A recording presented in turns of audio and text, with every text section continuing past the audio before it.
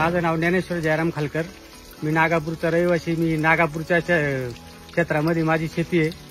साधारण नदीच्या कडेला ही शेती आहे. इथं साधारण 2-3 वर्ष मिळून पूर येत असतो.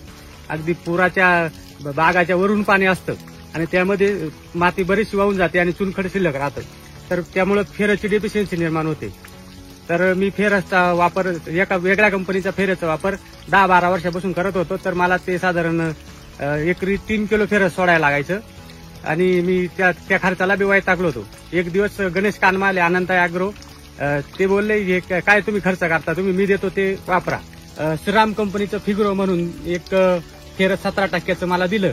तर मी बी ते वापरायला अगोदर थोडासा कानाडोळा केला. म्हटलं काय हे तसंच असावं. तर टाकल्यानंतर मला त्याचा 1 किलो मध्येच रिझल्ट मिळाला आणि खुश झालो मी. आणि बाकीचा जास्त खर्च करायची मला गरज काही पडली नाही. आणि त्याच्यामुळं माल पण हिरवा राहिला, पानं पण हिरवी आणि फेरसची डेफिशियन्सी अजिबात कुठे जाणवत नाही. आणि वरून परत फेरसही फवारायची गरज पडली नाही. त्याच्यामुळे मी त्या श्रीरामच्या फेरसवर खुश आहे. 17% फेरस आहे. तुम्ही पण वापरू शकता, काही अडचणी. आणि मी पण ते आता इथून पुढे तेच वापरणार, दुसरं काही आणणार नाही.